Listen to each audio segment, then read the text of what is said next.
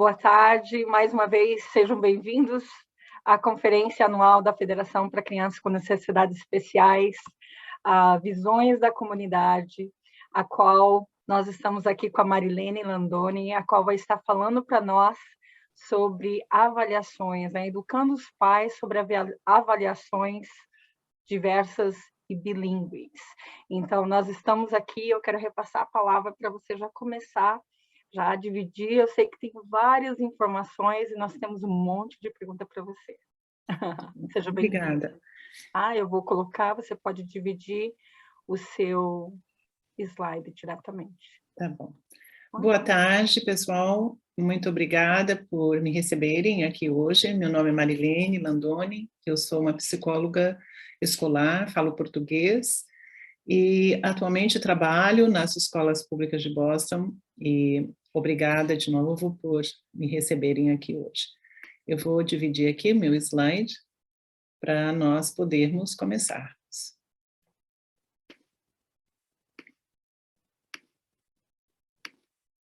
Ok, aqui eu acho que vocês podem ver direitinho aqui. Então, hoje, nós vamos aprender um pouquinho sobre as avaliações bilíngue nas escolas e quais são os tipos de instrumentos comumente usados quando nós fazemos essas avaliações bilíngues. Eu coloquei aqui alguns desses que são os testes normalizados na língua portuguesa, que já estão, available para nós, hoje na comunidade, e a gente vai falar desses três aqui, e depois, no final, eu posso responder algumas perguntas. Antes de nós começarmos a falar sobre avaliação bilíngue, eu acho que é bem importante. O ano passado eu falei um pouquinho sobre o processo do pré-encaminhamento educacional e o que nós precisamos fazer antes de nós chegarmos à hora de avaliar uma criança. Então, assim, eu coloquei isso aqui só para nos lembrarmos da importância de que tem algumas coisas, alguns passos que a gente tem que fazer antes de pedirmos uma avaliação. Então, o objetivo do processo de pré-encaminhamento, normalmente é para nós termos certeza que a criança recebeu algumas coisas, algumas intervenções antes, na sala de aula, na escola, antes dessa criança ser encaminhada para uma avaliação educacional.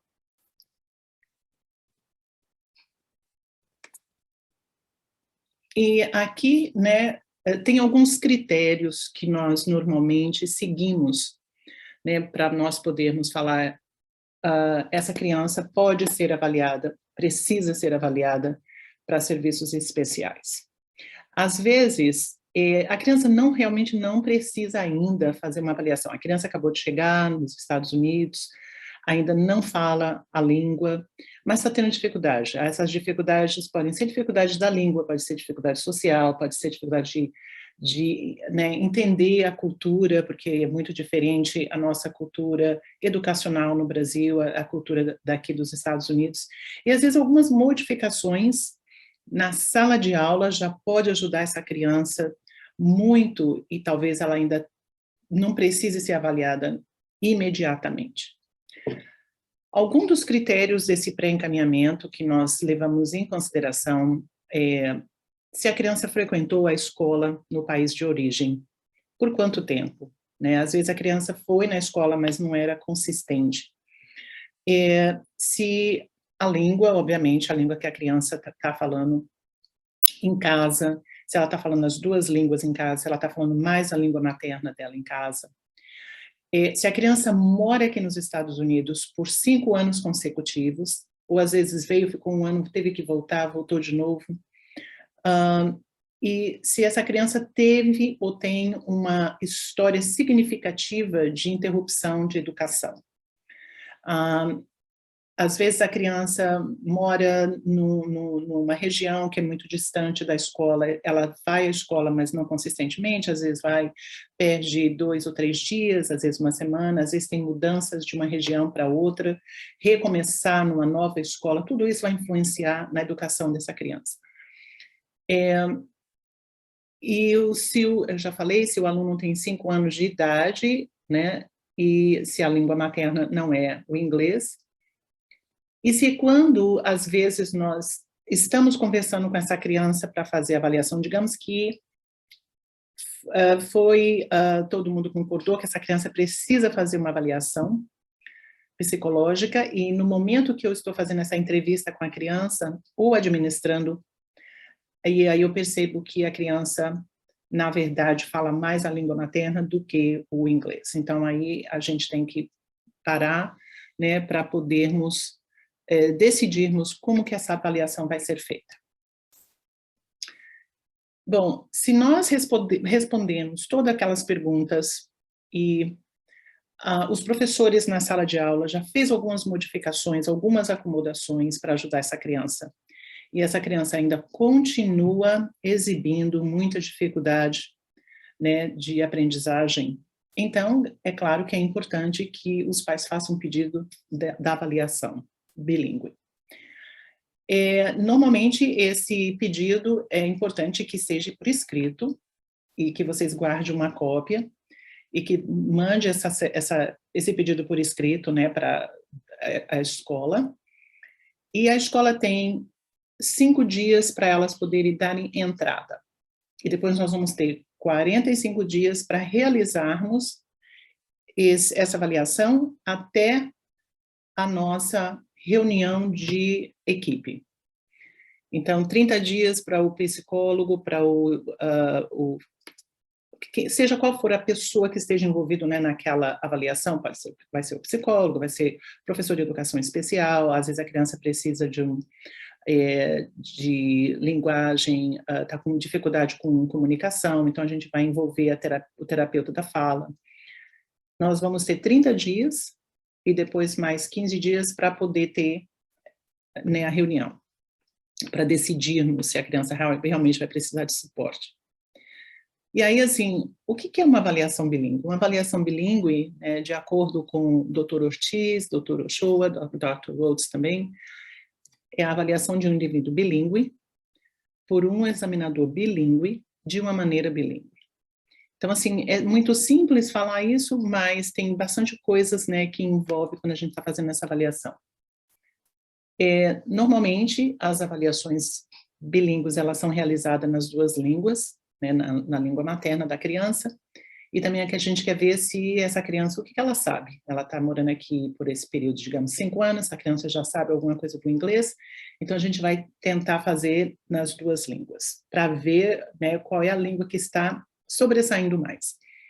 O departamento, né, de ensino fundamental e médio de Massachusetts, né, o DES, ele nos dá o direito de que, às vezes, nós não encontramos os examinadores na língua da criança, então, o examinador, ele pode usar um intérprete para poder avaliar aquela criança, né? Os pais têm o direito de solicitar, mas se não tiver o examinador que fala a língua, então aí a gente pode usar um intérprete.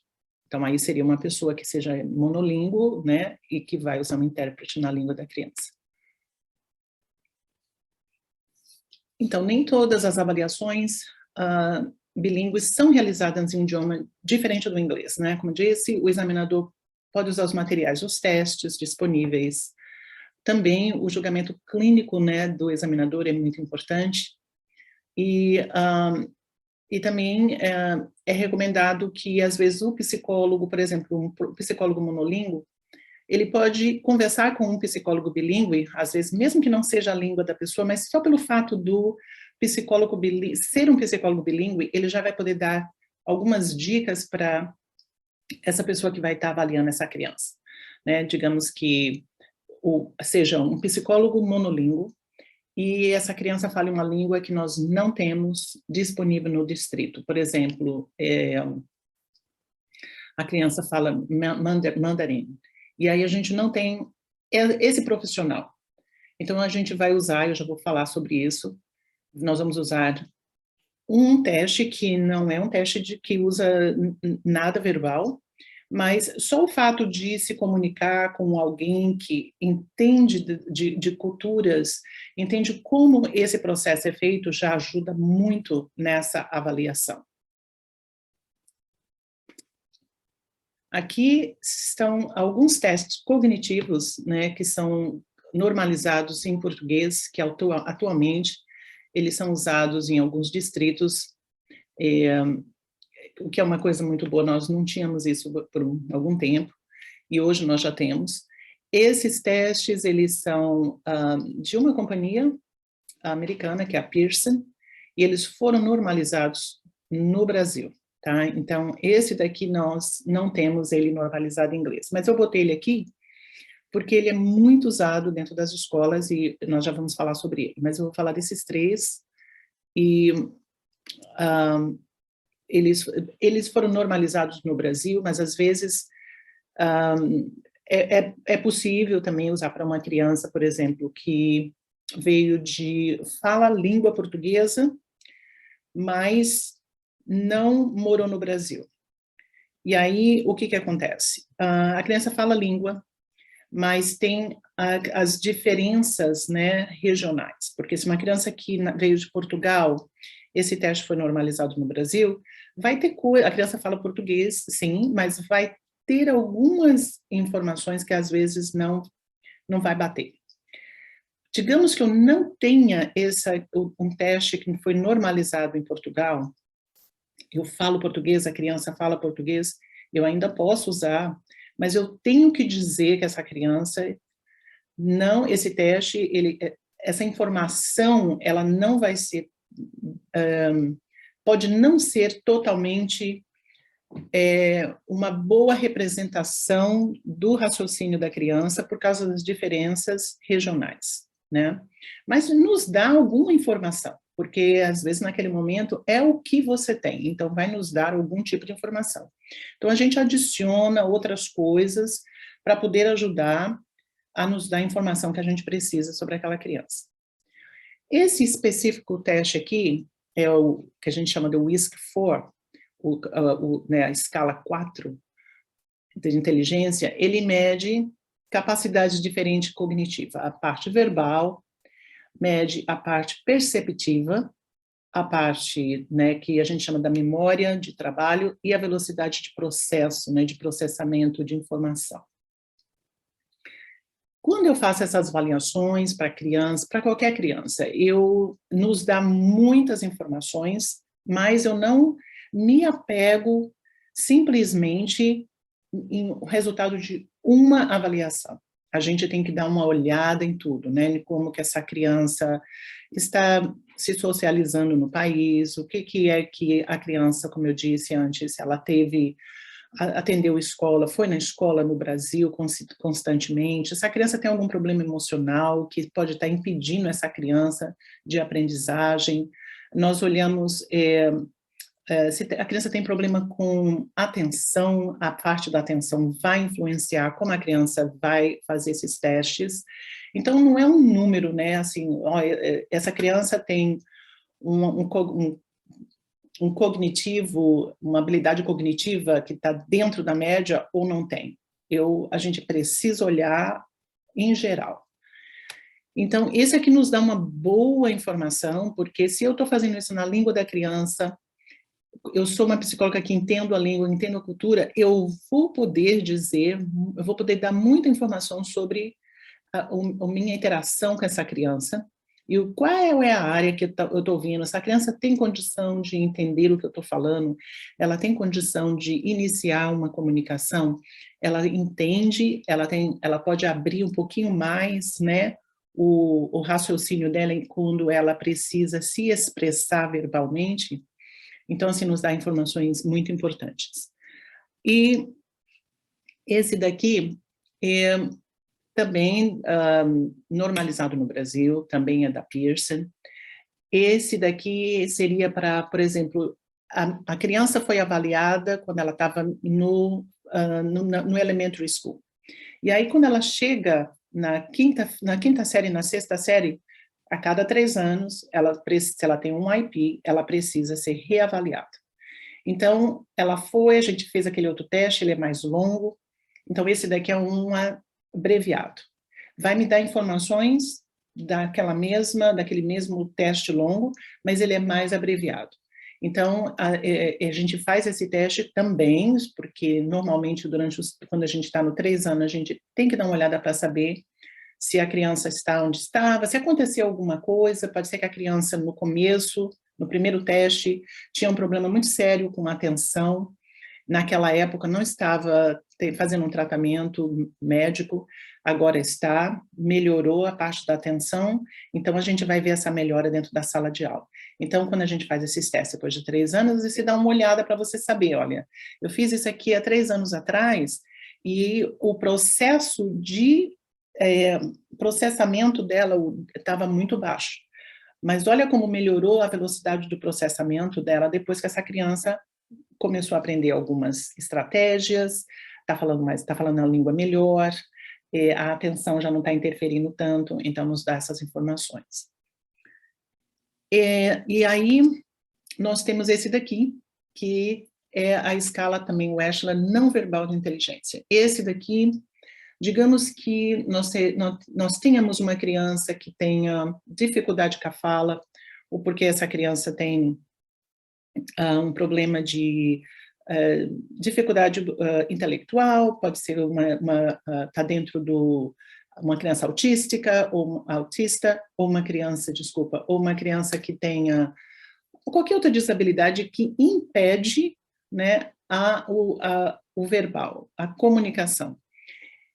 Então, a gente usa esse teste daqui. Esse teste nos dá bastante informações da parte perceptiva, me dá também informações sobre a memória, também me dá informações sobre o processamento, né, a velocidade do processamento da criança, mas não tem aquela pressão na parte verbal.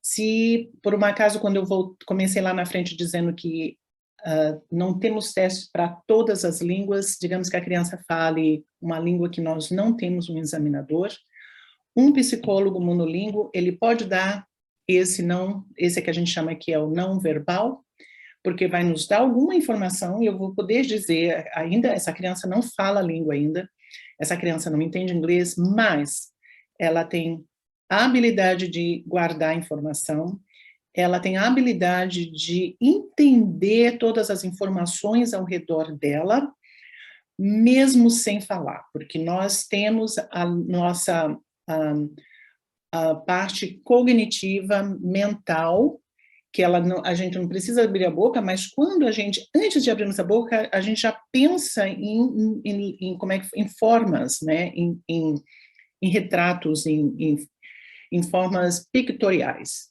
Então, eu posso dizer, não, essa criança tem, sim, a habilidade de aprender, ela ainda não tem o poder de entender e de se expressar, porque ela não fala a língua. Mas isso não vai impedir essa criança de aprender. Então, esse é um instrumento que é muito usado e que também nos dá informações muito boas para nós podermos fazer, né, determinarmos se a criança precisa ou não de serviços especiais. Outras considerações que nós também precisamos ter durante essas avaliações bilíngues são as avaliações de questionários. Por exemplo, a entrevista que nós fazemos com os pais é extremamente importante.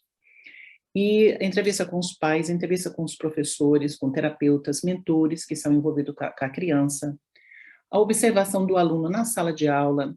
Às vezes, eu vou em escola, então às vezes eu vejo a criança, eu quero ver como que a criança está se socializando durante o lanche, no playground, dentro da sala de aula. conversas com o médico, se a criança tem um médico e não, avaliações anteriores que foram feitas, tudo isso a gente vai colocar junto para nós podermos fazer uma determinação, né, do que é que está acontecendo com essa criança. Essa parte que eu queria enfatizar, que é a entrevista com os pais, é extremamente importante e, às vezes, os nossos pais, eles têm um pouquinho de excitação de dar as informações para quando a pessoa faz uma ligação e quer, né, informação sobre a vida da criança, como foi que, quando a criança nasceu, se a criança andou, quando falou as primeiras palavras, se a criança se a mãe teve alguma dificuldade durante a gravidez. Então, às vezes as pessoas ficam um pouquinho assim, por que estão me fazendo todas essas perguntas? Essas perguntas nos ajudam demais quando nós vamos determinar qual tipo de serviço que a sua criança precisa, né? Então, assim, eu sempre digo para os pais, não fiquem hesitantes de dar essas informações para o psicólogo, são as informações que não serão usadas fora da escola, é só realmente para nos ajudar a determinar, né, o que é que essa criança precisa. Eu falei que desse daqui, eu deixei ele aqui para o fundo, porque ele não é um teste que ele não foi ainda traduzido, não foi normalizado em português. Mas ele é muito usado dentro das escolas e, infelizmente, como eu disse, porque não temos ele normalizado em português, às vezes precisamos de um intérprete para poder fazer. Esse é o teste que mede o que a criança aprendeu até agora, dentro da sala de aula. Deixa eu dar uma olhadinha aqui, porque parece que eu tenho alguma coisa aqui. Desculpa, eu pensei que eu já estava passando do horário, aí eu fui olhar o que estava lá. Então, esse teste aqui nos dá informações sobre... A criança já está morando nos Estados Unidos, já tem 5 anos, já está exposta à língua por 5 anos.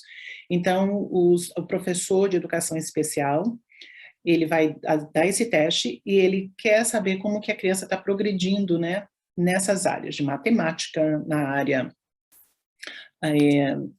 de matemática, na área de leitura, se a criança já tem aquele fundamento básico, né, da língua em inglês, tudo isso aqui é em inglês, né?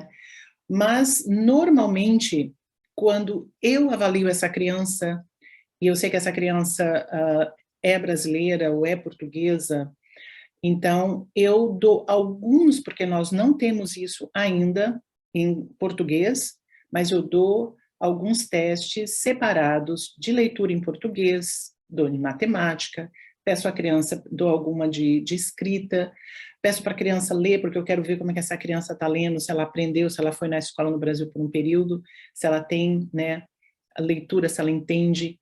Então, eu faço a minha própria avaliação acadêmica, para que eu possa depois dar uma olhada com o que foi feito em inglês, para nós podermos medir, para ver o que é que eles acharam, o que é que eu achei. O professor de educação especial monolíngue, se ele deu isso daqui e eu dou alguma coisa, então eu posso ver, olha, essa criança, ela está lendo melhor em português do que em inglês. Ela tem, né, ela tem o fundamento básico em português, mas ela não tem inglês ainda por causa da língua. Mas ela sabe ler, ela sabe fazer a matemática, desde que essa informação seja dada para essa criança na língua que ela entende. Então, ela tem condição de mostrar, né, a parte cognitiva dela, intelectual. Então, eu deixei ele aqui porque ele é muito usado, você vai ver muito nos repórteres, esse teste aqui, que é chamado o Ashley Individual Achievement Test. Agora já estamos na 4ª, algumas escolas ainda estão dando o 3º, mas em janeiro começaram a dar a 4ª edição, né? Mas em alguns repórteres você ainda vai ver o 3º, então ele é muito usado.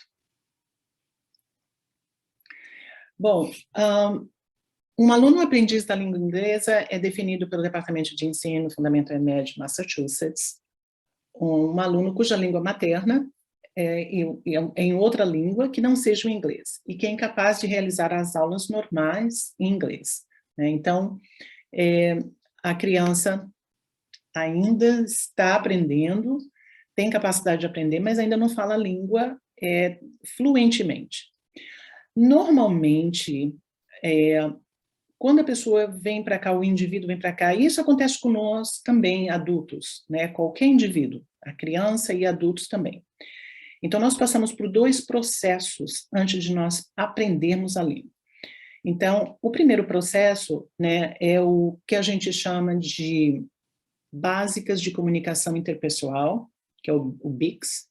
As habilidades básicas de comunicação interpessoal referem-se às habilidades linguísticas necessárias nas interações sociais, face a face cotidianas. Por exemplo, é a língua que a gente aprende primeiro, né? Então, às vezes, a criança, o pai vê a criança já sabe falar muitas coisas para poder interagir muito rápido, ela brinca com a outra criança que fala inglês, ela sabe aquelas coisas básicas, ela entende o que a outra criança está falando, a criança pede um brinquedo, ela sabe, ela divide, ela não tem problema com isso.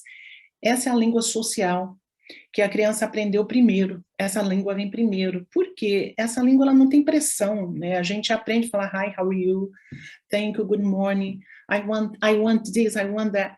Então, não tem pressão, então é muito fácil para a criança aprender essa língua primeiro. Então, às vezes, o pai fala, não, ele fala inglês fluente, eu vejo ele brincando com os coleguinhas, ele já está falando inglês fluente, mas não está indo bem na escola de jeito nenhum.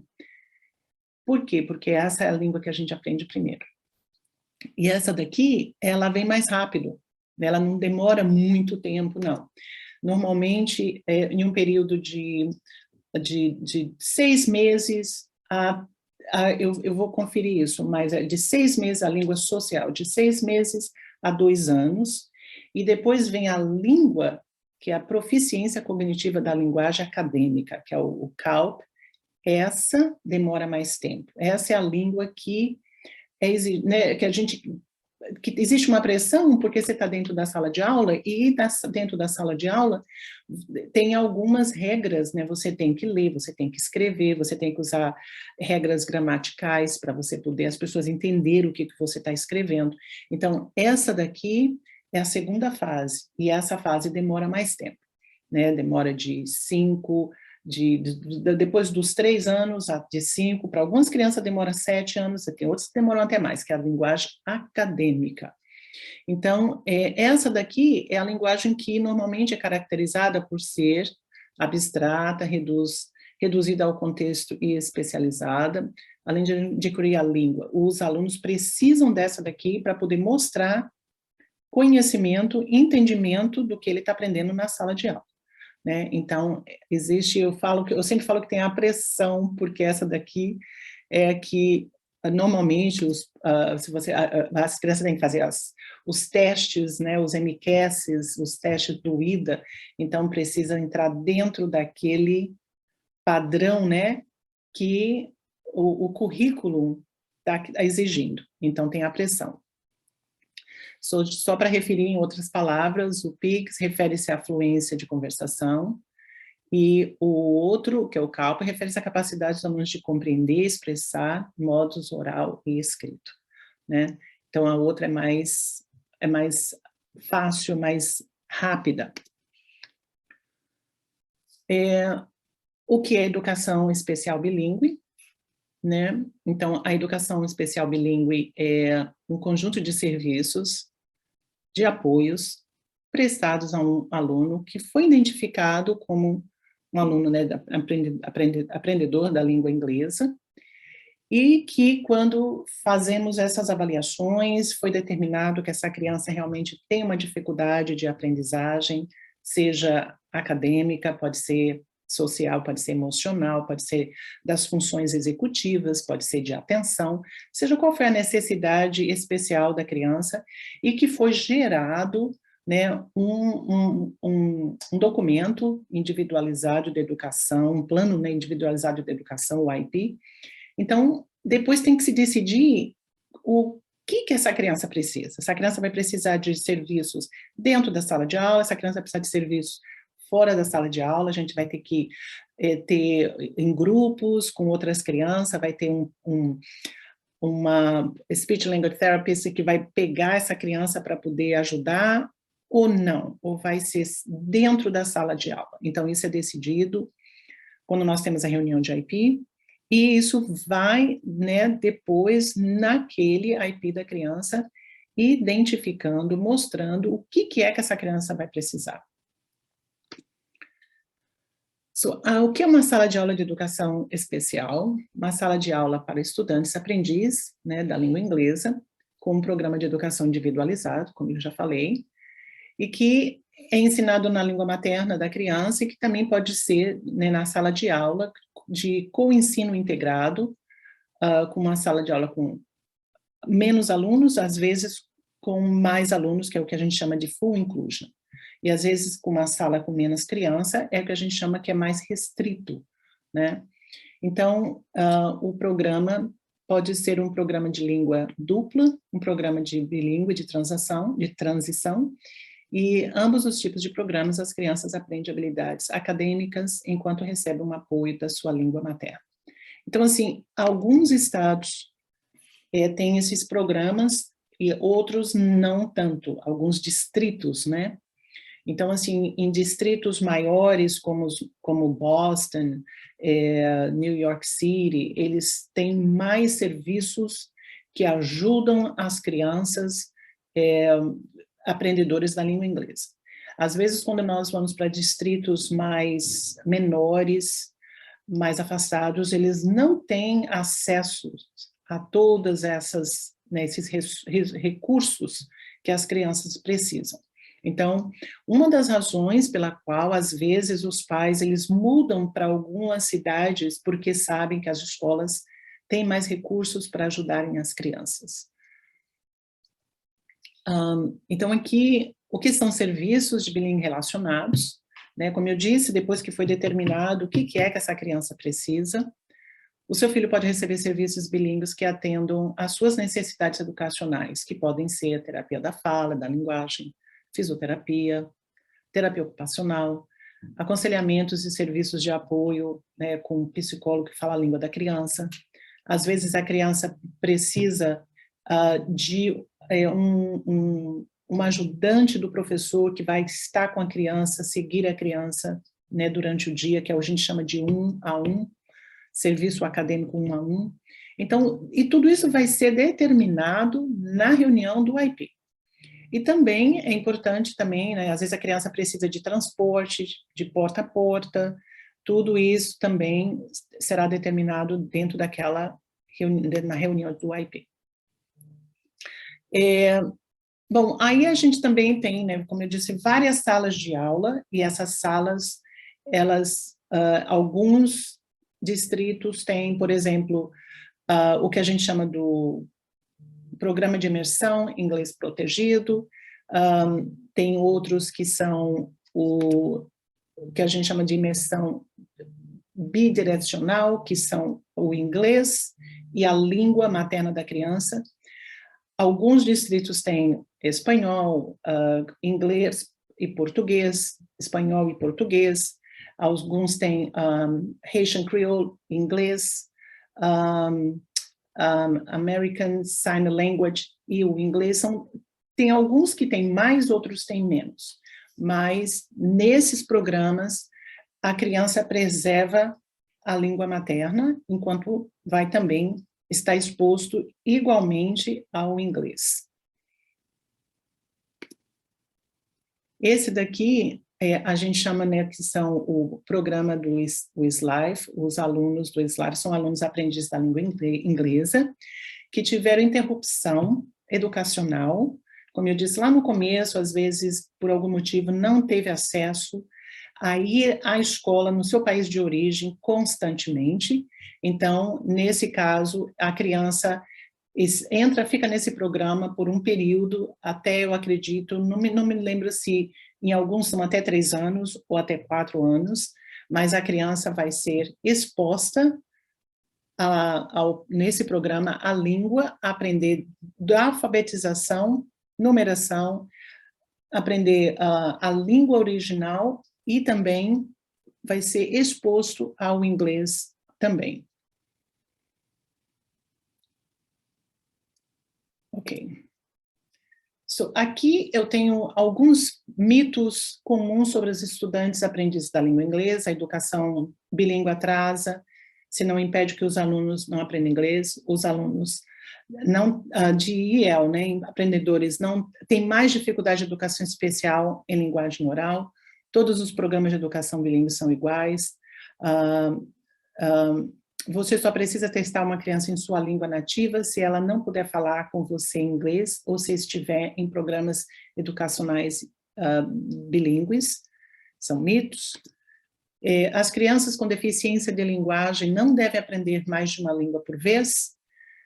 Comparações com irmãos e colegas podem ajudar a identificar as dificuldades de aprendizagem de idiomas.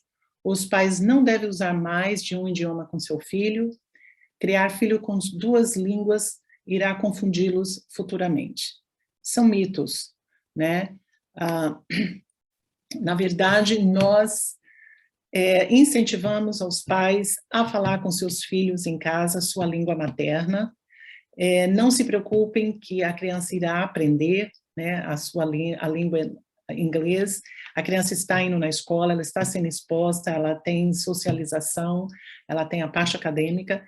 Então, eu sempre incentivo os pais, podem falar a língua materna em casa com seus filhos, com os avós, com os primos, com os pais, e não se preocupe que a criança ela vai absorver as 2 línguas.